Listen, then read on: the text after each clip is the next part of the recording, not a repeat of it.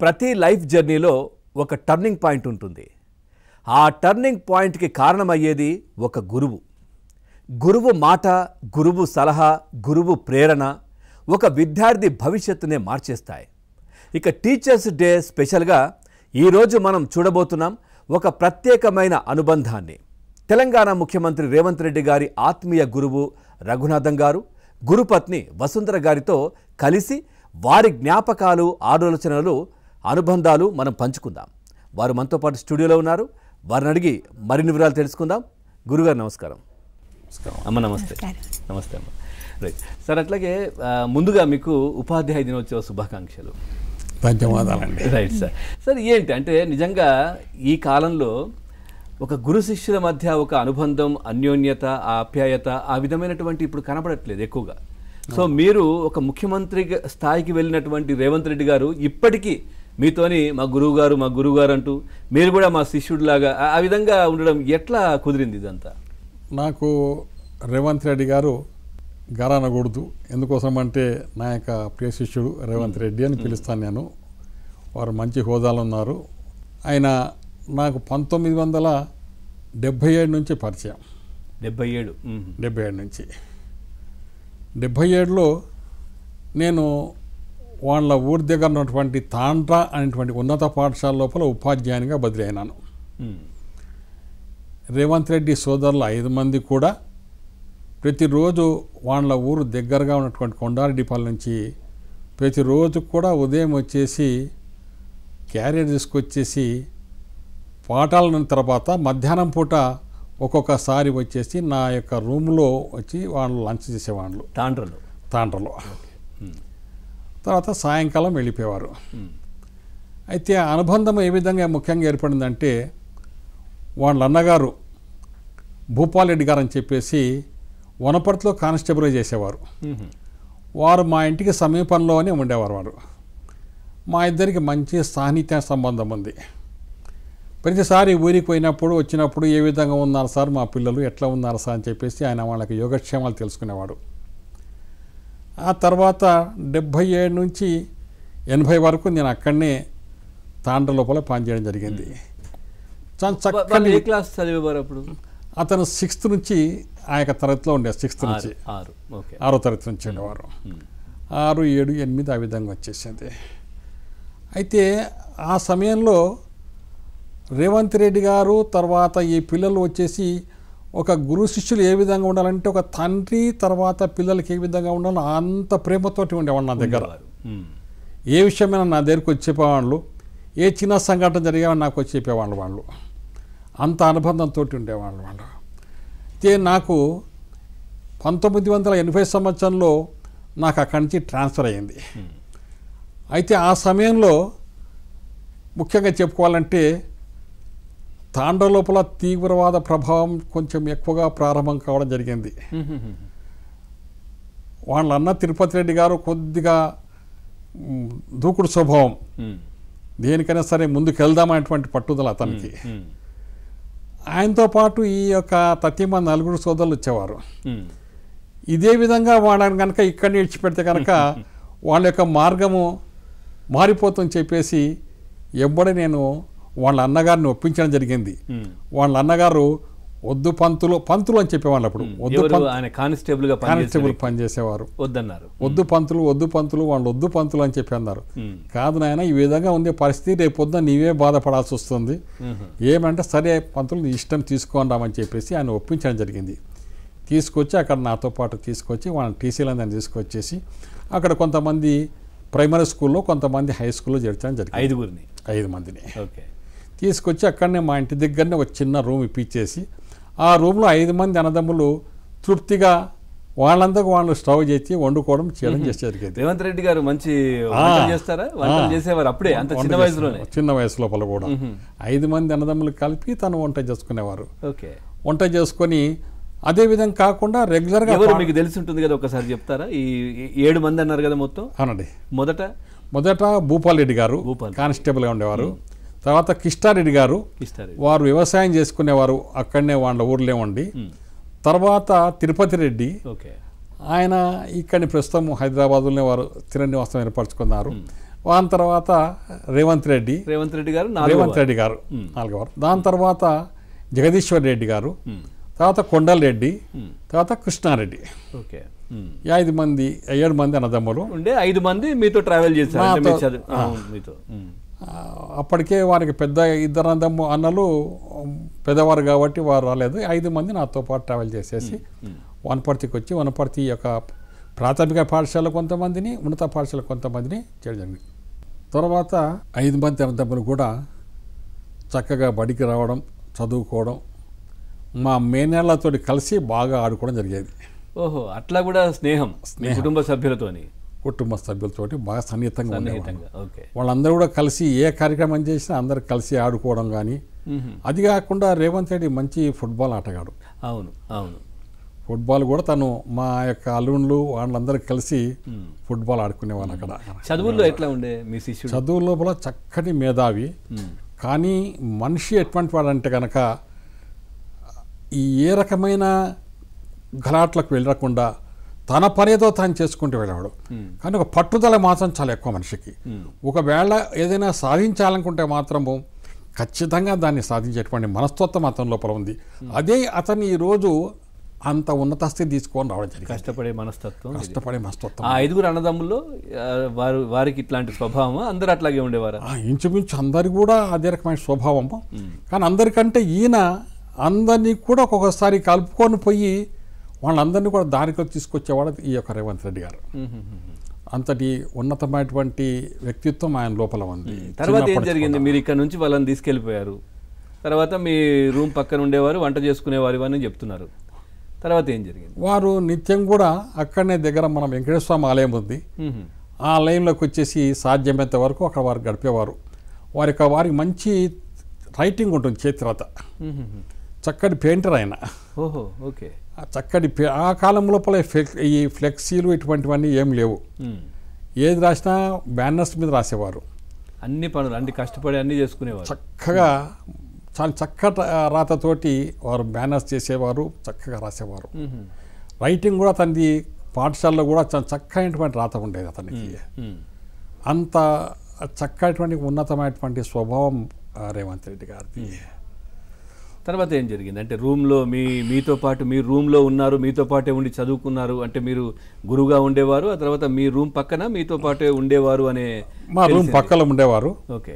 మా పిల్లలతోటి వనపర్తి దగ్గర వల్లభ్ నగర్లో ఆలయం ఉంటుంది. ఆలయం దగ్గర ఒక పక్క వారు ఉండేవారు, రూమ్ ఉండేది ఉంది, ఇంకో పక్క మా ఇల్లు ఉండేది. తర్వాత కొంతకాలానికి వాళ్ళ అన్నగారు కొత్తకోట ట్రాన్స్ఫర్ అయిన తర్వాత వాళ్ళ అన్నగారు ఉన్న ఇంట్లోకి, అప్పుడు ఈశ్వర్ గారు అని చెప్పేసి ఉండేవారు, వారింట్లోకి వీళ్ళు మారడం జరిగింది. తర్వాత ఈశ్వర్ గారు కూడా ఆ యొక్క దంపతులు కూడా ఈయనకు బాగోగులు చక్కగా చూసుకునేవారు ఆ కాలం లోపల. తర్వాత ఈశ్వర్ గారు కాలక్రమేణా వారు కూడా పరంపదించడం జరిగింది. కాబట్టి అంత సంబంధం వారితో ఉండేది. అలాగే క్లాస్ రూమ్లో మీరు ఏ పాఠాలు చెప్పేవారు వారికి? అంటే అంటే ఏ సబ్జెక్టు? క్లాస్ రూమ్లో నేను 6వ తరగతి నుంచి 8వ తరగతి వాళ్ళకు సైన్స్, తర్వాత ఇంగ్లీష్ బోధించేవాళ్ళం. ఆ కాలంలో ప్రత్యేకంగా ఇంగ్లీష్కు సంబంధించిన ఉపాధ్యాయులు లేకుండే. అయినా ఉన్నటువంటి 4-5 మంది ఉపాధ్యాయులే అన్ని సబ్జెక్టులను బోధించేటువంటి అవసరం ఉండేది. కాబట్టి నేను వాళ్లకు సైన్స్, తర్వాత ఇంగ్లీష్ని బోధించేవాళ్ళను. ఎలా ఉండేవి తను చదువుకోవడం? ఎట్లా ఉంటుండే? చదువుకోవడం లోపల చాలా మంచి నేర్పరి, చక్కగా పాఠశాలలో ఉన్నప్పుడు కూర్చొని ఆ పాట చక్కగా వినేవాడు. బయట ఏ రకమైనటువంటి గొడవల లోపల రేవంత్ రెడ్డి పాల్గొనలేదు. ఓకే.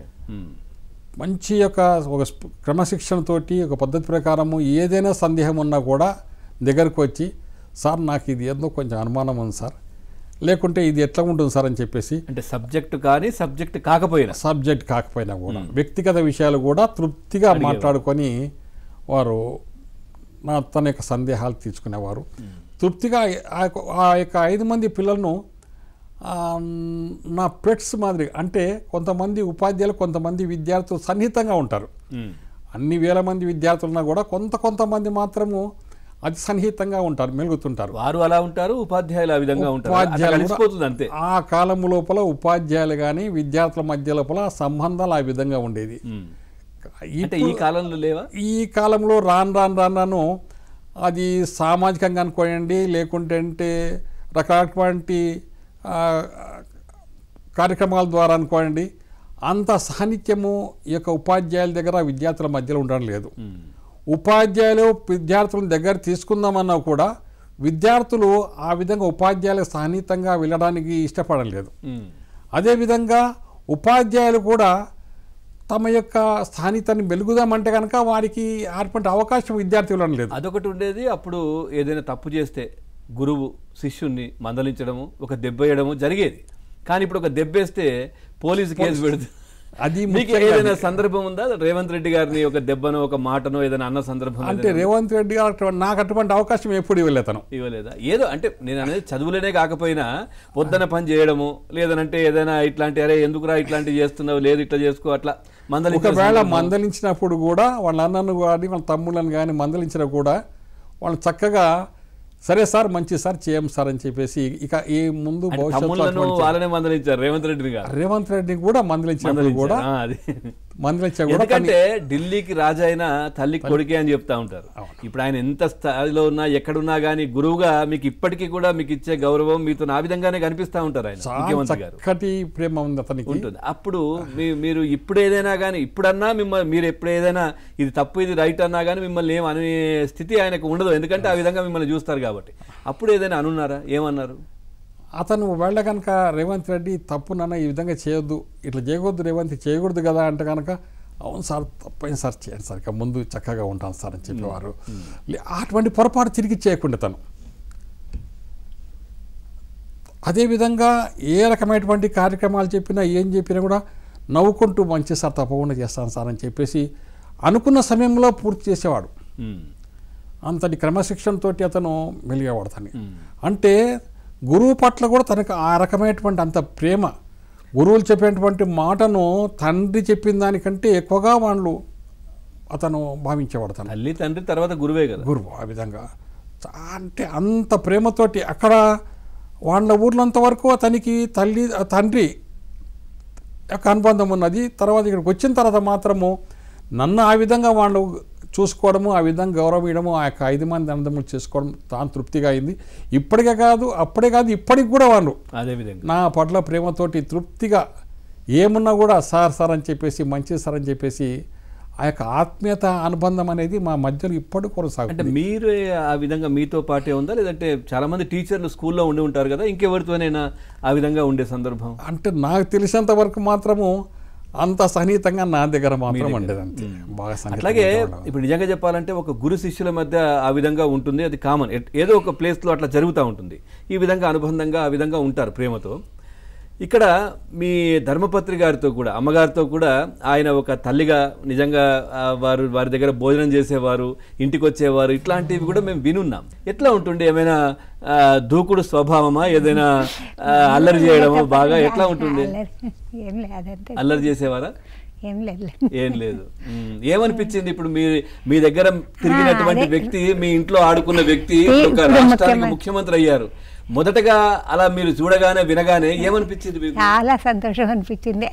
మొన్న దేవాలయానికి వచ్చినప్పుడు చూసినా ఒక్కసారి వాళ్ళే నమస్కారం చేసి అమ్మ నమస్కారం అని చాలా సంతోషం అనిపించింది. బాగా సంతోషపడ్డారు. మీకేమనిపించింది? అదే బాగా ఆనందం. రాష్ట్రానికి ముఖ్యమంత్రి అయ్యారు అంటే మీకేమనిపించింది? చాలా ఆనందంగానే. ఎట్లుంటుండే ఆయన స్వభావం? ఇంటికి వస్తుండే కదా, ఏమైనా కోపంగా ఉండేవారా? అదంటే లేదు కోపం. ఆడుకుంటుండే మంచిగా మీతో పాటు, మీ పిల్లలతో పాటు అక్కడ ఉన్న ఆడుకోవడం, మీ ఇంట్లో భోజనం చేయడం, ఇవన్నీ జరిగేవి. మీరు ఎప్పుడైనా గుర్తించారా అట్లా? ఎందుకంటే ఈయన పెద్దయ్యాక ఒక ప్రయోజకుడు అంటే ఈ స్థాయిలో వెళ్తారు అని మీరు ఊహించిన సందర్భం ఉందా? అంటే మనిషి దగ్గర పట్టుదల బాగుండేది. తను అనుకున్నటువంటి పనిని తప్పకుండా సాధించాలి అనేటువంటి మనస్తత్వం అతని లోపల ఉంది. అంటే ఇంత ఉన్నత స్థాయికి వెళ్తారని చెప్పేసి మేమైతే ఏదో ఒకటి అవుతారు, ఏదో ఒకటి మాత్రం ఖచ్చితంగా అవుతామని చెప్పి అనుకున్నాం మేము. ఎందుకోసం అంటే ఆ యొక్క మనిషి వాళ్ళ పట్టుదల, కార్యదక్షత, తర్వాత ఆ యొక్క మేధస్సు అనేది అటువంటిది ఉంది. అతను ఈ యొక్క ఎమ్మెల్యే తర్వాత ఎంపీ అయినా కూడా నేను ఆయన ఇంటికి వెళ్ళడం జరిగింది. అతను మామూలుగా ఏ విషయమైనా ఉట్టిగా మాట్లాడు. అతని ఇంట్లో పెద్ద లైబ్రరీ ఉంది. అతను ఏ విషయమైనా అసెంబ్లీలో కానీ పార్లమెంట్లో కానీ మాట్లాడుకోదలుచుకుంటే అంటే ముందు ఇంట్లో ఆ యొక్క లైబ్రరీ లోపల మొత్తం ప్రిపేర్ అయిన తర్వాతనే వెళ్తాడు. తర్వాత తనకు తన యొక్క తోటి వాళ్ళకు కూడా ఏ రకంగా నడుచుకోవాలి అసెంబ్లీలో కానీ, లేకుంటే ఏ విధంగా ఎవరితోటి మాట్లాడాలని చెప్పి వాళ్ళందరినీ కూడా ఆ యొక్క మార్గంలో తీసుకునేటువంటి మనస్తత్వం. ఆయన ఎమ్మెల్యే అయిన తర్వాత ఎప్పుడైనా వెళ్ళినప్పుడు గమనించిన అంశాలు. అతను ఎమ్మెల్యే ఎట్లా ఉంటుండే, స్కూల్లో ఏ విధంగా ఉంటుండే? ఏకసంతాగ్రహ, ఒక మాట చెప్తే దాన్ని పట్టేయడం. ఆ తర్వాత అతను చక్కటి చెప్పాను కదా తనకి ఏకసంతాగ్రాహి. తర్వాత అనుకున్నటువంటి పని ఏదైనా సరే ఖచ్చితంగా సాధించేటువంటి మనస్తత్వం అతనికి ఒకటి ఉంది. తర్వాత ఇంకోటి ఏంటంటే కనుక ఏదైనా సరే నిశితంగా గమనించేటువంటి ఒక మనస్తత్వం అతని లోపల ఉంది. దూకుడుగా మాట్లాడడం కాదు, దూకుడుగా మాట్లాడేటువంటి మనస్తత్వం అతని లోపల లేదు. విద్యార్థికి కావాల్సిన అటువంటి మనస్తత్వం కావాలి. ఎవరైనా విద్యార్థులందరూ కూడా ఆ రకమైనటువంటి మనస్తత్వము నేర్చుకొని నేను భవిష్యత్తులో ఒక మంచి ఉన్నత స్థాయికి చేరుకోవాలి, ఆ విధంగా రేవంత్ రెడ్డి మాదిరిగా నేను కావాలంటే కనుక వాళ్ళు ఈరోజు ఉన్నటువంటి అనేక రకాలైనటువంటి అలవాట్లు మొత్తము వదిలేసేసి తమకి ఉపాధ్యాయుల పట్ల, తమ తోటి వారి పట్ల నిశితంగా గమనించుకుంటూ ఇంకా ఏ విధంగా నేను నేర్చుకోవాలి, ఏ విధంగా చదువుకోవాలి, నా తోటి విద్యార్థులతోటి ఏ విధంగా నేను మసులుకోవాలి, నా యొక్క ఉపాధ్యాయులకు ఏ విధంగా నేను గౌరవం ఇవ్వాలి. ఆ యొక్క ఉపాధ్యాయులు అనే వాళ్ళు క్రీమ్, వాళ్ళ యొక్క మేధస్సు మొత్తం కూడా వాళ్ళ లోపల ఉంటుంది. అటువంటి క్రీమ్, అటువంటి మేధస్సును ఎంతవరకు మేము తీసుకున్నాము, ఏ విధంగా వాళ్ళ నుంచి మేము గమనించాలని చెప్పేసి మీకు నిజంగా చెప్తున్నాను కదా. నేనైతే కనుక ఒక్కొక్కసారి ఇటువంటి విద్యార్థుల ద్వారా నేను మళ్ళీ తిరిగి డిగ్రీ కాలేజ్ చదివేటువంటి ఉపాధ్యాయులకు వెళ్ళి నేను చదువుకోవడం జరిగింది. నేను ఉపాధ్యాయుని చేస్తున్నా సరే కొన్ని విషయాలు మేము డిగ్రీలో ఉన్నప్పుడు ఇప్పుడు 8th క్లాస్లో పెట్టడం జరిగింది. దాన్ని తెలుసుకోవడం కోసం అని చెప్పేసి నేను డిగ్రీ కాలేజ్ లెక్చర్స్ దగ్గరికి వెళ్ళి వాళ్ళ గురించి ఆ యొక్క విషయాన్ని నేర్చుకోవడం జరిగింది. అదృష్టవశాత్తు ఏంటంటే నేను మా గురువు దగ్గర కూడా నేను ఉపాధ్యాయునిగా పనిచేయడం జరిగింది. కొన్ని విషయాలు ఆయన చాలా మేధస్సు. అటువంటి మేధావి కూడా ఒకసారి నేను చెప్పినటువంటి విషయాన్ని విని అది చాలా చక్కగా చెప్పినా నాకు చాలా చక్కగా అర్థమైందని చెప్పడం. అది ఎందుకోసము, ఇటువంటి విద్యార్థులు నన్ను తిరిగి ప్రశ్నించడం వలన నేను ఆ విధంగా తిరిగి నేర్చుకోవడం వాళ్ళని చెప్పడం జరిగింది. దాంట్లో ఈ రేవంత్ రెడ్డి అటువంటి మేధస్సు అడిగేవాడు. తనకున్నటువంటి అనుమానాలు, సార్ ఇదేంటి అంటే ఆయన కోసమన్నా నేను డిగ్రీ కాలేజ్ ఎక్సైజ్కి వెళ్ళి మనం చదువుకొని వాళ్ళ యొక్క అనుమానాలు తీర్చేవాడిని. అంతటి సునిశ్చితమైనటువంటి మేధస్సు అతని లోపల ఉంది. అతని గురుగారు ఇప్పుడు స్కూల్లో ఉన్నప్పుడు అంటే తను ఏదైనా ఫ్యూచర్ గురించి కావచ్చు, లేదంటే సమాజం గురించి కావచ్చు, ఇట్లాంటివి ఏమైనా మాట్లాడిన సందర్భాలు ఉన్నాయి? అతనికి ఆ యొక్క వయసు లోపల ఎప్పుడైనా ఆ తర్వాత అయినా కానీ మీ అనుబంధం ఇంకా కొనసాగుతోంది కదా, ఎప్పుడైనా మాట్లాడిన సందర్భం? ఆ పాఠశాల తను డిగ్రీ చేసేటప్పుడు రెగ్యులర్ నేను కలిసేవాడిని, అతన్ని నన్ను వచ్చి కలిసేవాడు అతను. ఆ సమయం లోపల మెల్లమెల్లగా తను ఒక యొక్క రాజకీయ దృక్పథం ఏర్పరచుకొని ఆ విధంగా వెళ్ళాలని చెప్పేసి తను కోరుకునేవాడు. దానికోసం ఎట్లా చేయాలి సార్, ఇట్లా చేద్దాం అనుకుంటున్నా సార్, ఇట్లా చేద్దామని చెప్పేసి కొన్ని రకాలుగా తన యొక్క ఆ సలహాలు కూడా అడిగేవాడు. తను ఇట్లా చేద్దాం అనుకోండి సార్, ఇట్లా ఉన్నారు సార్, పలానా ఇట్లా చేద్దామని చెప్పేసి. కాబట్టి దానికి నాకు తోచిన విధంగా నాకున్నటువంటి పరిజ్ఞానం ప్రకారం ఆ విధంగా చేస్తే బాగానే ఉంటుంది రేవంత్, ఈ విధంగా చేస్తే బాగానే ఉంటుంది రేవంత్, నీ ముందుకెళ్ళు, నీవు ఏమనుకున్నా తప్పకుండా సాధిస్తావు, నీ లోపల ఆ యొక్క పట్టుదల ఉందని చెప్పేసి చెప్పడం జరిగింది. రాజకీయాల్లోకి వెంటేటప్పుడు కూడా తను చెప్పాడు, సార్ నేను ఈ విధంగా మెల్లగా ఇట్లా వెళ్తాండ నుంచి సింగిల్ బెంచ్ చైర్మన్ కావాలనుకుంటా సార్, ఇట్లా వెళ్దాం అనుకుంటున్నాను, నాకు విధంగా ఉందని చెప్పేసి. తప్పకుండా వెళ్ళు, నీకు మంచి ఉన్నతమైనటువంటి స్థానం అవుతుంది, నీ యొక్క పట్టుదలనే నేను ముందుకు తీసుకువెళ్తుంది. అంటే గురుగారు చిన్నప్పుడు ఆయన చదువుకునే సమయంలో కావచ్చు, అప్పుడు చాలా చిన్న వయసే, ఓకే మీరు చెప్పింది. ఆ తర్వాత ఎప్పుడైనా ఆయన లోపల నాయకత్వ లక్షణాలు కనిపించాయి ఎప్పుడైనా? ఎప్పుడైతే అతను డిగ్రీలోకి వచ్చిన తర్వాత, ఎందుకోసం అంటే కేవలం పాఠశాలతోనే కాకుండా నాకు అతనితోటి డిగ్రీ లెవెల్ వరకు కూడా రాజకీయాలతో సంబంధం ఉంది. డిగ్రీకి వచ్చిన తర్వాత ఆయన యొక్క దృక్పథం మొత్తం కూడా రాజకీయాల వైపు మళ్ళీంది మెల్లగా. ఏ విధంగా సరే ఒక నాయకత్వ లక్షణాలు సాధించాలని చెప్పేసి నేను అనుకున్నాను. తప్పకుండా ఇటువంటి వ్యక్తి ఓ పట్టుదల తర్వాత క్రమశిక్షణ అటువంటి వ్యక్తి ఏదైనా సాధిస్తానని చెప్పి అనుకోవడం జరిగింది. అప్పటి పట్టుదల ఆయన దగ్గర ఉంది. అది ఆయనకు ఈరోజు అంత ఉన్నత స్థాయిని తీసుకొని రావడం కారణం అది. ఒక దృఢ సంకల్పము, పట్టుదల, ఒక నైపుణ్యము, ఎవరితోటి ఏ విధంగా మాట్లాడాలి, ఎవరితోటి ఏ విధంగా పని తీసుకున్నటువంటి శక్తి భగవంతుడు ఆయనకి ఇవ్వడం జరిగింది. తరగతి గదిలో రేవంత్ రెడ్డి గారు ఎట్లా ఉంటుండే అప్పుడు?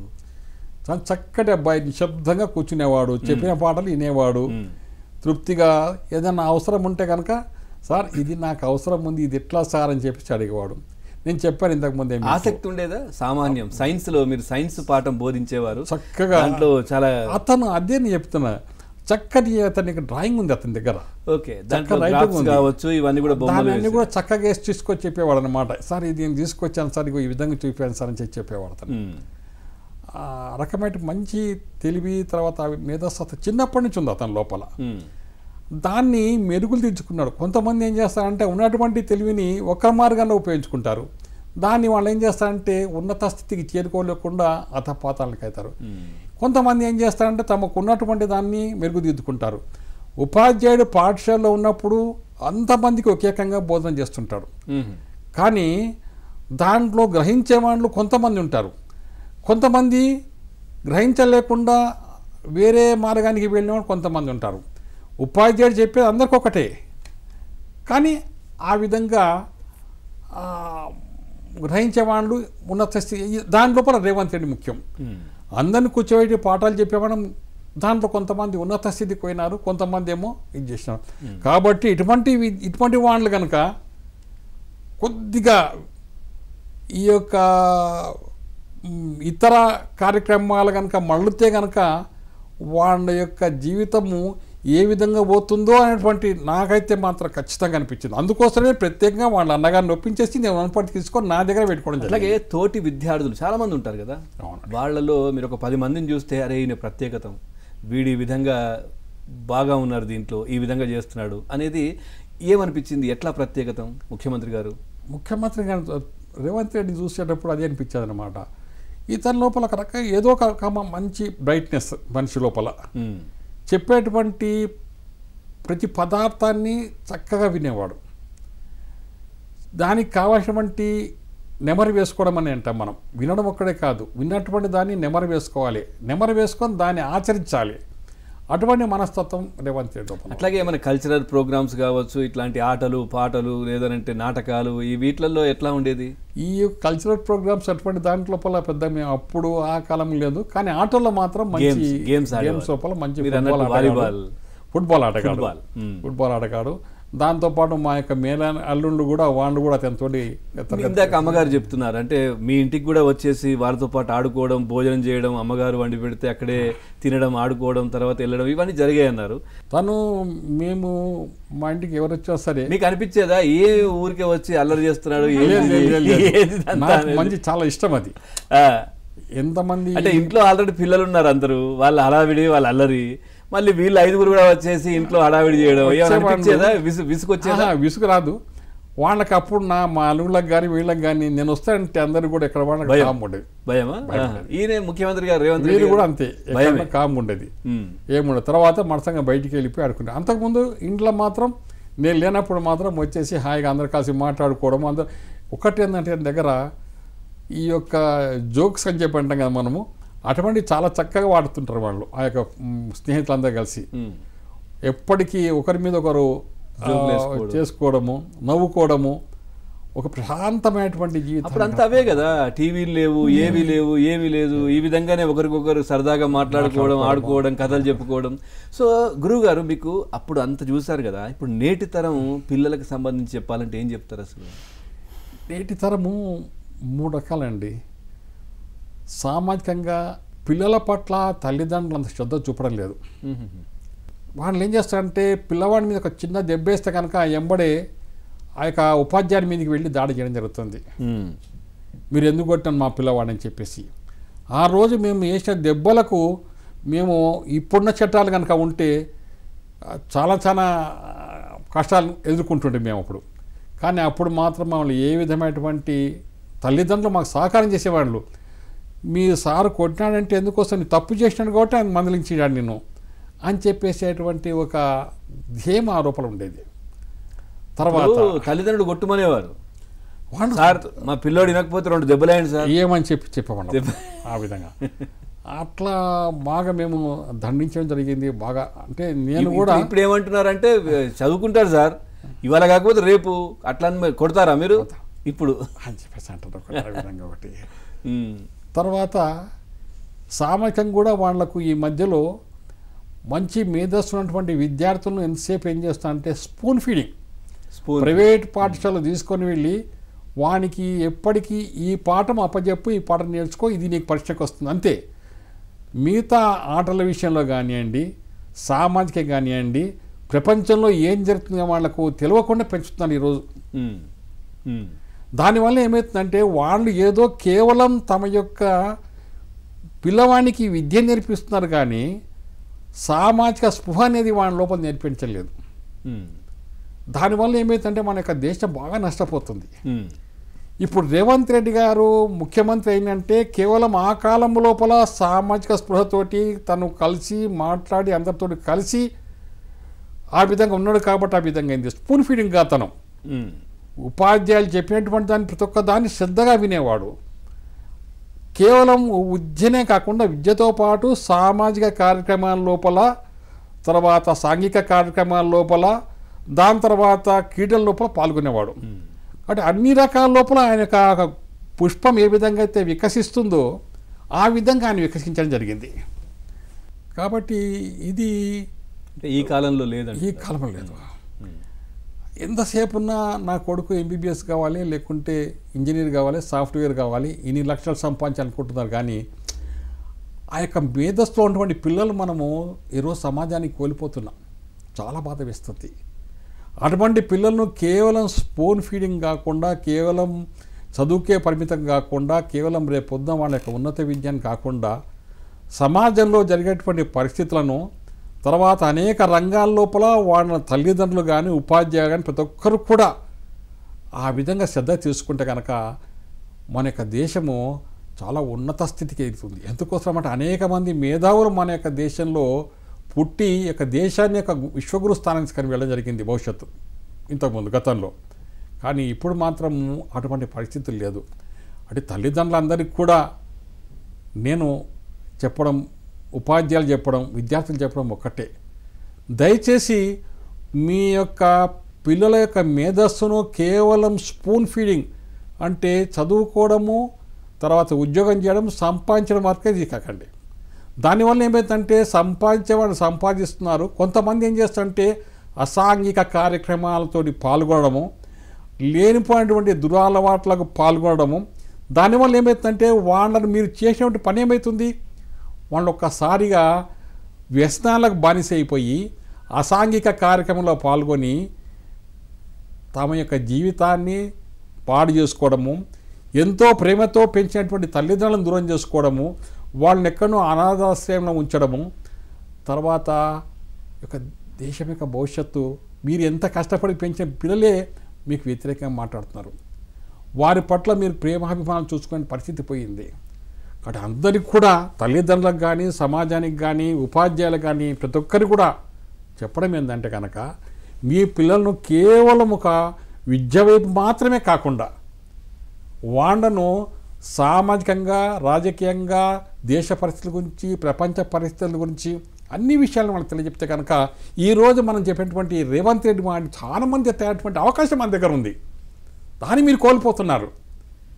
అంటే అందరికీ కూడా నేను మరీ మీ యొక్క ఉపాధ్యాయులు చెప్పడం మధ్య నేను మీ చేతిలో భగవంతుడు మీకు ఇచ్చిన శక్తి, అటువంటి శక్తిని మీరు ఉపయోగించుకొని మీలో ఉన్నటువంటి ఆ యొక్క మీ ముందున్నటువంటి విద్యార్థులను చక్కగా తీర్చిదిద్దాలి. వాళ్లకు మంచి ఉన్నత స్థితి కల్పించే ప్రయత్నం చేయాలి. సరే, వాళ్ళని ఒప్పుకుంటాను, మీకు ఆ విధంగా వాళ్ళకి తల్లిదండ్రుల నుంచి కానీ, సమాజం నుంచి కానీ, పై అధికారుల నుంచి కానీ మీకు సహకారం లేదు. అయినా దాంట్లో కొంతమంది మేరికలు ఉంటారు. అటువంటి వాళ్ళని ఎన్నుకోండి. వాళ్ళకు సాధ్యమైనంత వరకు మీ యొక్క శక్తి లేకుండా సహకారం చేయండి. విద్యార్థులకు కూడా నేను చెప్పడం ఏంటంటే కనుక మీరు కేవలం స్పూన్ ఫీడింగ్ కాకుండా ఏదో మీరు పొద్దున్న లేచి ఏ యొక్క విద్యార్థుల దగ్గర చూసినా కూడా స్కూల్కి కూడా సెల్ ఫోన్ తీసుకువెళ్తున్నారు. వాళ్ళు ప్రతి ఒక్క చిన్న విషయం లోపల సెల్ ఫోన్ చూస్తున్నారు. అంటే మీరు అనేది ఏదైనా ఒక డౌట్ అంటే సందేహం రాగానే గూగుల్లో వెతకడం, దాన్ని నివృత్తి చేసుకోవడం, ఆలోచన శక్తి పోతుంది. ఆలోచన శక్తి ఇది ముఖ్యంగా ఇప్పుడు ఆర్టిఫిషియల్ ఇంటెలిజెన్స్ కూడా వచ్చేసింది. ఇంకా దాన్ని అంతే కొట్టంగానే సమాధానాలు మొత్తం అదే ఇచ్చేస్తున్నారు. ఇంకా ఆలోచన లేదు. మన యొక్క మేధస్సును మనం ఏ విధంగా పదును పెట్టాలన్నటువంటి ఆ శక్తి కోల్పోతున్నాం మనం. అంటే మనం సంపాదించుకునేటటువంటి శక్తి, అంటే మనకు కావాల్సింది తెచ్చుకునేది చేసుకోవట్లేదు, ఆలోచన చేయట్లేదు. అరే ఏ డౌట్ రాగానే ఇందులో కొట్టేయడం చూడడం అయిపోయింది, అంటే ఆలోచన చేయట్లేదు. అదే మన యొక్క తెలివిని పెంచుకోవడం కానీ, మన యొక్క శారీరక శ్రమను కానీ, మానసిక శ్రమను కానీ మనం దాన్ని. మీరు ఒక విషయం చెప్పారు ఇందాక, అంటే నేను డిగ్రీలో ఉన్నప్పుడు 6th 7th క్లాస్కు వీళ్ళకి పాఠాలు చెప్పే సమయంలో ఏదైనా డౌట్ అడిగితే నాకు తెలియకపోతే నేను వెళ్ళి నేర్చుకునేవాడిని, మా గురువులను అడిగేవాడిని, లేదంటే లైబ్రరీకి వెళ్ళి దాని గురించి తెలుసుకునేవాడిని, ఆ తర్వాత చెప్పేవాడిని అని. అప్పుడు మీరు నిత్య విద్యార్థిలాగా ఆ విధంగా కంటిన్యూ అయ్యారు. కానీ ఇప్పుడు ఆ విధమైనటువంటి కనబడట్లేదు. అది ఎక్కడ రావాలి మార్పు? ఎక్కడ రావాలి? పిల్లల్లో రావాలా, ఉపాధ్యాయుల్లో రావాలా, తల్లిదండ్రుల్లో రావాలా? అది ప్రతి ఒక్కరి నుంచి రావాలండి. ముగ్గురు రావాలి. ఏ ఒక్కరు సమాజంలో ఇప్పుడు 4 కాళ్ళు అంటే కుర్చీకి 4 కాళ్ళు సక్రమంగా ఉండాలి. ఈ యొక్క కాళ్ళు లేకున్నా కూడా అదేమవుతుందంటే ఇది అయిపోతుంది. ఈ యొక్క 4 కాళ్ళు సక్రమంగా ఉండి ఉపాధ్యాయుని కనుక మనం కనుక స్వేచ్ఛ కనుక ఇస్తే కనుక ఆ యొక్క ఉపాధ్యాయుడు ఏం చేస్తాడంటే అప్పుడు మనము తన యొక్క మేధస్సును బయట తీసుకొచ్చి విద్యార్థులను ఆ విధంగా తీర్చిదిద్దే అవకాశం ఉంటుంది. కానీ ఉపాధ్యాయుడు కూడా ఏం చేయాలంటే తన వంతు కర్తవ్యంగా నేను ఈరోజు నా లోపలటువంటి చీము కానీ, రక్తం కానీ, మాంసం కానీ కేవలం ఆ యొక్క విద్యార్థులు ఎట్టేటువంటి భిక్ష వల్లనే నాకు వస్తుందని చెప్పి మనసుతో ఏర్పరచుకోవాలి. నేను ఆ విధంగా నిత్యం కూడా భావించుకునేవాడిని. ఏ రకంగా కూడా నా యొక్క విద్యార్థులు అక్కడ క్లాస్ రూమ్లో ఉంటే కనుక నేను ఎంబడి అనుకునేవాళ్ళు, ఒకవేళ కనుక వీళ్ళు సక్రమంగా విద్య చెప్పకుంటే కనుక రేపు పొద్దున నా యొక్క విద్యార్థులు కూడా అక్కడ ఉన్నారు, వాళ్ళకు కూడా సక్రమంగా చదువు చెప్పకుంటే కనుక వాళ్ళ పరిస్థితి ఏమవుతుంది. కాబట్టి వీళ్ళందరూ కూడా నా యొక్క పుత్రుల సమానంగా నేను చూసుకొని వాళ్ళకి చెప్పేవాడిని. ఆ యొక్క మనస్తత్వం నేను పెంచుకున్నా. రైట్. అట్లాగే గురుగారు ఇప్పుడు ఏంటి ఆ తర్వాత మీరు రిటైర్ అయ్యారు, ఆ తర్వాత రేవంత్ రెడ్డి గారు ఇంకా కూడా మీతో కంటిన్యూ, అంటే ఒక గురువు స్థానంలో మిమ్మల్ని ఎప్పటికీ కూడా ఆ విధంగా చూస్తూ ఉన్నారు. ఆ తర్వాత ఏం చేశారు? మీ గురించి ఏమైనా ఎట్లా అప్పటి నుంచి కంటిన్యూ అయ్యిందా? ప్రస్తుతం మీరు ఏం చేస్తున్నారు? చక్కగా వారు ఎమ్మెల్యే ఉన్నప్పుడు ఎంపీకి వెళ్తుంటే ఆయన యొక్క కూతురు యొక్క వివాహానికి అంతకంటే ముందు కూడా ఎంగేజ్మెంట్కి కూడా ఆయన లేడు, నేను వెళ్ళాను. తర్వాత నాకు ఇన్విటేషన్ పంపించారన్నమాట, నేను వెళ్ళాను. కూతురు వివాహానికి కూడా నేను వెళ్ళడం జరిగింది. చాలా బాధ వేసింది అప్పుడు. అప్పటి రాజకీయంగా మనం మాట్లాడుకోలేం కాబట్టి. తర్వాత అయినా నేను వెళ్ళడం జరిగింది. నా యొక్క ఆశీస్సులు వాళ్ళకి ఇవ్వడం జరిగింది. చాలాసార్లు వాళ్ళ ఇంటికి వెళ్ళడం జరిగింది. నా లోపలింటికి తీసుకొని వెళ్ళి సార్ రాండి సార్ అని చెప్పేసి కూర్చోవడము, మన శ్రీమతిని పరిచయం చేయడము, శ్రీమతితో టీ తెప్పియడము, టిఫిన్ పెట్టడం అవన్నీ కూడా చేసేవాడు. తర్వాత ముఖ్యమంత్రి అయినాక మాత్రం ఆయనకి బిజీ షెడ్యూల్ నేను అంతరాయం కలిగించకూడదని చెప్పేసి చేయడం జరిగింది. అయితే మా యొక్క ఎమ్మెల్యే మెగారెడ్డి గారు ఒకసారి ముఖ్యమంత్రి గారికి వెళ్ళి అక్కడ నేను స్థానికంగా వెంకటేశ్వర స్వామి ఆలయం ధర్మకర్తగా ఉండడం జరిగింది. నేను రిటైర్మెంట్ తర్వాత, అంటే ముందు నుంచి ఉన్నాను. ఇందాక చెప్పారు రేవంత్ రెడ్డి గారు ఎక్కువ సమయం ఆ ఆలయంలోనే గడిపేవారు. ఆ గుడేనా? అదే గుడికి. ధర్మకర్త అయిన తర్వాత మా ఎమ్మెల్యే గారు తెలుసు, మా యొక్క ఎమ్మెల్యే గారు కూడా రేవంత్ రెడ్డి గారు నాకు ఒక శిష్యుడు అని చెప్పేసి వెళ్ళి అడగడం జరిగిందంట. అయ్యా మీ గురువుగారు అడుగుతున్నారు ఆలయం యొక్క అభివృద్ధి కోసం కొన్ని నిధులు కేటాయించమని చెప్పేసి. వారు అడిగిన దానికి వారికి రెట్టింపు చేసి ఇవ్వడం జరిగింది. అడిగి చెప్పడం జరిగింది ఏంటంటే, మా గురువుగారిని చూడక చాలా కాలమైంది, నేనే మా గురువుగారి దగ్గరికి వచ్చి వారిని పలకరిస్తాను, అదేవిధంగా ఆ యొక్క స్వామిని కూడా దర్శించుకోక చాలా కాలమైంది, తప్పకుండా దర్శించుకుంటానని చెప్పేసి ఆయన చెప్పడం జరిగింది. అదేవిధంగా రావడం జరిగింది. వచ్చిన తర్వాత ఆయన లోపలటువంటి భావోద్వేగం కానీ, నాయక భావోద్వేగం కానీ ఆంచుకోలేకపోయినామేమో. ఎంతకాలం తర్వాత అది కలవడం? దాదాపు ఒక 4 సంవత్సరాలు. 4 సంవత్సరాల తర్వాత ముఖ్యమంత్రి అయ్యాక అప్పుడే కలవడం జరిగింది. ఒక్కసారి ఆ యొక్క నేనైతే అంచుకోలేకపోతే ఒక్కసారి ఇద్దరం కూడా ఆలింగనం చేసుకోవడం జరిగింది. చాలా చాలా మధురం అనిపించింది నాకు కూడా. అతను కూడా మంచి చక్కగా రిసీవ్ చేసుకోవడం జరిగింది. అది కాక మా యొక్క శ్రీమతిని కూడా అమ్మ బాగున్నారా, అమ్మ ఎట్లా ఉన్నారని చెప్పిస్తుంది, యొక్క ఆరోగ్యం విషయము తర్వాత అన్ని విషయాలు తను తెలుసుకోవడం జరిగింది. తర్వాత ఏంటి అంటే నిధులు కేటాయించడం ఇవన్నీ జరిగాయి. నిధులు కేటాయించడం జరిగింది. ఎంబడి ఇప్పుడు అక్కడ వనపర్తి ఆలయం లోపల నిర్మాణ కార్యక్రమాలు కూడా ప్రారంభమైనాయి. ఇంకా వారి యొక్క చదువుకున్న ఊరు, తర్వాత వారు సంచరించినటువంటి ఆలయం కాబట్టి ఇంకా ఎక్కువ నిధులను మనం సేకరించాలని చెప్పేసి వారిని అడగబోతున్నాం. వారు తప్పకుండా గురువు యొక్క మాట తప్పకుండా ఈ వేదిక ద్వారా మీరు అన్న మాటలు వారు వింటారు. వినుంటే ఖచ్చితంగా మళ్ళీ మీకు ఫోన్ చేయడము, మీ దగ్గర రావడము అవన్నీ కూడా జరుగుతాయి. అట్లాగే గుడికి వచ్చినప్పుడు నేను ఇక్కడ తిరిగేవాడిని, ఇక్కడ కూర్చునేవాడిని, ఇట్లాంటివి ఏమైనా చెప్పారండి, మాట్లాడుకునే చెప్పారు. ఒకటి ఏంటంటే అంతకుముందు వారు ఎంపీగా ఉన్నప్పుడు ఆలయం లోపల కింద బండపరుపు కోసం వారే డబ్బు ఇవ్వడం జరిగింది. ఆ డబ్బుతోటి బండపరుపు పంపించడం జరిగింది. ఆ తర్వాత వారు గుడికి రాలేదు. వారు వచ్చినప్పుడు ఈ సంగతి చెప్పడం జరిగింది, ఇగో నీవు వేయించండి బండలు ఇవన్నీ అని చెప్పేసి చాలా సంతోషపడినాడు.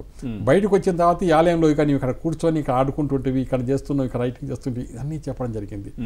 బాగా సంతోషంతో ఒక్కసారి తృప్తిగా ఆ యొక్క పరిసరాలు మొత్తం కూడా పరిశీలించేసి చాలా ఆనందం పొందారు వారు. సో ఇప్పుడు అంతా మంచి డెవలప్ చేస్తున్నారు. అదంతా గుడి యొక్క వారి యొక్క సహకారంతో. ఎందుకోసం అంటే ఆయనకు మంచి భక్తి కూడా చాలా ఎక్కువ. ఆయనకు అన్ని గుళ్ళకు భక్తుడా ముఖ్యంగా, అంటే అందరూ దేవుళ్ళని ఆరాధించినప్పటికీ కూడా వెంకటేశ్వర స్వామి భక్తుడు, చాలా చక్కటి భక్తుడు ఆయన వెంకటేశ్వర స్వామికి. ముందరి నుంచి కూడా ఆ యొక్క స్వామి దగ్గర ఆయన కూర్చొని ఆ యొక్క స్వామి యొక్క కోవెల లోపల ఆడుకున్నాడు కాబట్టి ఈరోజు ఆయన అంత స్థితికి చేరుకున్నాడని చెప్పి నేను అనుకోవడం జరుగుతుంది. ఇంకా ఆయనకు మంచి భవిష్యత్తు ఇవ్వాలని చెప్పేసి, మంచి ఆరోగ్యం ఇవ్వాలని చెప్పేసి ఆ భగవంతుని కోరుకుంటున్నాము. తర్వాత ఇప్పుడు చెప్పారు అంటే ఇంటికి వచ్చి మీ అల్లులతో ఆడుకోవడం, ఉండడం ఇవన్నీ కూడా. ఏంటి ఎక్కువ ఏమి ఇష్టంగా తినేవారు వారు? అంటే ఎంతసేపు ఉన్నా మేము ఉండేదంతా కూడా వెజిటేరియన్, శాకాహారం. బట్ శాకాహారంలో తను ఏదో పాపం ఆ కాలంలో మాకున్న పరిస్థితి ప్రకారము తను ఏదో చేసినటువంటి ఇంత అన్నం, పప్పు, కూర అటువంటివి మాత్రమే చెప్పేవాడు అన్నమాట, తినేవాడు అన్నమాట. తను అందరినీ కలిపి కూర్చోబెట్టుకొని మాకు అలవాటు ముందర నుంచి కూడా. ఎంతమంది వచ్చేస్తారు కూర్చోబెట్టి అన్నం పెట్టేటువంటి ఆలోచన మాకు. గుర్తు చేసుకుంటారా ఎప్పుడైనా మీ ఇంటికి వచ్చి నేను భోజనం చేసేవాడిని, ఇట్లా ఉండేవాళ్ళం ఇదంతా అని? అంటే ప్రత్యేక గుర్తు చేసుకునే అవసరం లేదు తనకి. ఎందుకోసం అంటే ఆ విధంగా తను అనుభవించినాడు కాబట్టి తను కలిసినప్పుడు చెప్పడం జరిగింది, తన యొక్క భార్యకు పరిచయం జరిగింది. ఈసారి ఈ విధంగా నేను ఈ విధంగా కొద్దిగా మార్పు రావడానికి కారణము వీళ్ళక ఏదైనా మా సహకారం అవసరం ఉందని చెప్పడం జరిగింది. వీడి ఇంట్లో ఈ విధంగా నేను అన్నం తినేవాడిని అని చెప్పడం జరిగింది అన్నమాట. గురుగారు, చివరగా ఉపాధ్యాయ దినోత్సవం సందర్భంగా ఏం చెప్పాలనుకుంటున్నారు ఫైనల్గా? ఉపాధ్యాయ దినోత్సవం సందర్భంగా సమాజానికి, తల్లిదండ్రులకు, అదేవిధంగా ఉపాధ్యాయులకు, విద్యార్థులకు అందరికీ కూడా ఒక చిన్న విన్నపం చేసుకుంటున్నాను. సమాజం రేపొద్దున విద్యార్థుల మీదనే ఆధారపడి ఉంది. విద్యార్థులు వాళ్ళ యొక్క మేధస్సు బయటికి తీసుకొని వెళ్తే కనుక దేశం బాగుపడుతుంది. కాబట్టి మన యొక్క రాజకీయ ఇతర అవసరాల కోసం విద్యార్థులను సాధ్యమైనంత వరకు దూరం పెట్టడం చాలా అవసరం. అదేవిధంగా తల్లిదండ్రులు ఇంతకుముందు నేను చెప్పినట్టు ఏ విధంగా అయినా వాళ్ళలో ఉన్నటువంటి మేధస్సును, వాళ్ళలో ఉన్నటువంటి శక్తిని బయటికి తీసుకొని రండి. మనం బలవంతంగా వాళ్ళకు ఇష్టం లేనటువంటి విద్యను చెప్పకండి. వాళ్ళని కేవలం స్పూన్ ఫీడింగ్ అంటే ఇది నేర్చుకో చదువు అనే విధంగా కాకుండా వాళ్ళను అనేక రకాలుగా ఆలోచించే విధంగా తల్లిదండ్రులు తమ యొక్క విద్యార్థులను ప్రోత్సహించాలి. అదేవిధంగా ఉపాధ్యాయులందరికీ కూడా నేను సవినయంగా మనవి చేసుకుంటున్నాను, మీ లోపల మేధస్సు ఉంది, మీలో ఉన్నటువంటి మేధస్సు ద్వారానే మీరు ఉపాధ్యాయులు కాగలిగినారు. అటువంటి మేధస్సును దయచేసి బయట వస్తున్నటువంటి పరిస్థితులకు తలవగకుండా ఏదో కొంత మేలు చేద్దాం, ఎవరేమనుకున్నా పర్వాలేదు, ఆ యొక్క విద్యార్థులను చక్కగా తీర్చిదిద్దాం. కేవలం వాళ్ళ కోసం కాకుండా ఈ యొక్క దేశం కోసము, సమాజం కోసము అటువంటి వాళ్ళని తయారు చేయాలనేటువంటి దృక్పథాన్ని మనం అలవర్చుకొని తప్పకుండా ఉపాధ్యాయులందరూ కూడా తమ యొక్క విద్యార్థుల పట్ల ప్రేమతోటి వాళ్ళను భవిష్యత్తులో మంచి ఉన్నతులుగా తీర్చిదిద్దే విధంగా వాళ్ళను కూడా నేను వేడుకుంటున్నాను. అదేవిధంగా విద్యార్థులు కూడా కేవలం మీరు మీ యొక్క ఈ ప్రస్తుత సమాజంలో అటువంటి అనేక రకాలైనటువంటి అలవాట్లకు లోను కాకుండా మీ యొక్క మేధస్సును, మీ యొక్క తెలివిని మంచిగా నెరవేర్చుకొని దాన్ని ఒక చక్కటి మార్గంలో ఉపయోగించుకొని ఒక చక్కటి ఉన్నతమైనటువంటి స్థితికి మీ అందరూ కూడా చేరుకోవాలని చెప్పేసి నేను చెప్తున్నా విద్యార్థులు. రైట్. అట్లాగే గురువు గారు చివరగా మీ శిష్యునికి ముఖ్యమంత్రి రేవంత్ రెడ్డి గారికి ఇందాక మీరు అడిగారు ఏదో ఫండ్స్ గురించి, అది పక్కన పెడితే ఏం చెప్పాలనుకుంటున్నారు? చాలా కాలం అయింది కదా కలిసి, సో ఈ మాధ్యమం ద్వారా ఏమైనా చెప్పాలనుకుంటున్నారా? ఈ యొక్క ఏబిఎన్ ఆంధ్రజ్యోతి ద్వారా వారు నన్ను ఆహ్వానించడం చాలా చాలా సంతోషం. వారందరికీ కూడా ఇంకా బాగా ఉన్నతి చెందాలని చెప్పేసి, వారి యొక్క స్టూడియోస్ కానీ వాళ్ళ యొక్క వ్యవస్థ కానీ ఇంకా బాగా అభివృద్ధి చెందాలని చెప్పేసి ఆ యొక్క వెంకటేశ్వర స్వామిని వారి యొక్క పాదాలు పెట్టుకొని నేను వేడుకుంటున్నాను. అదేవిధంగా మా రేవంత్ తను కూడా ఇంకా చక్కగా తన యొక్క మేధస్సును ఉపయోగించుకొని చక్కగా తన యొక్క సమాజం పట్ల, దేశం పట్ల, రాష్ట్రం పట్ల, తను ఉన్నటువంటి కనెక్షన్స్ పట్ల ఇంకా ఎక్కువ ప్రేమతోటి ప్రజలందరినీ కూడా కలుపుకొని పోయి అందరినీ తన యొక్క సంతానం మాదిరిగా చూసుకొని వాళ్ళందరికీ చక్కగా సేవ చేసి ఇంకా ఇంకా మంచి మంచి పదవులను అనేక సంవత్సరాలు అనుభవించాలని చెప్పేసి తన యొక్క పేరును, తన యొక్క జిల్లాను చిరస్థాయిగా గుర్తుండే విధంగా ఉండాలని చెప్పేసి మరీ రేవంత్ను నేను వేడుకుంటూ విన్నపం చేస్తూ అతనికి ఆశీస్సు చేస్తుంటూ భగవంతుని యొక్క మంగళ శాసనాలు అతని పట్ల ఉండాలని చెప్పేసి ఆ యొక్క శ్రీనివాసుని వేడుకుంటూ నేను ముగిస్తున్నాను. థ్యాంక్ యూ గురువు గారు. థ్యాంక్ యూ అమ్మా. ఎందుకంటే చాలా దూరం నుంచి ఖచ్చితంగా మీ శిష్యుని గురించి చెప్పాలి, మాట్లాడాలి అని చెప్పేసి కూడా మీరు రావడం, అదేవిధంగా గురు శిష్యుల మధ్య బంధం ఏ విధంగా ఉంటుందో చక్కగా చెప్పారు. అదేవిధంగా నేటి తరం విద్యార్థులు గురువులు ఎట్లా ఉండాలో చెప్పారు. అదేవిధంగా రేవంత్ రెడ్డి ఏ విధంగా ఉంటున్నారో అన్నీ కూడా చెప్పారు. Thank you. చాలా సంతోషం అనిపించింది. మీ యొక్క ఏబిఎన్ ఆంధ్రజ్యోతికి మరొకసారి కృతజ్ఞత తెలియజేసుకుంటూ ఈ రకమైన అవకాశం నాకు ఇచ్చినందుకోసము, మా యొక్క శిష్యుని యొక్క ఉన్నతి గురించి చెప్పుకోవడం నాకు అవకాశం ఇచ్చినందుకోసము చాలా చాలా సంతోషమైంది. ధన్యవాదాలు గురువు గారు. చాలా శ్రమ కోర్చి ఎక్కడి నుంచో వచ్చి, అంటే సుదూర ప్రాంతం నుంచి వచ్చి మీ శిష్యుని గురించి చాలా చక్కగా వివరించారు. Thank you very much. ఇక ఇది ఉపాధ్యాయ దినోత్సవం సందర్భంగా ప్రత్యేక కార్యక్రమం. తాజా సమాచారం కోసం చూస్తూనే ఉండండి ఏబిఎన్.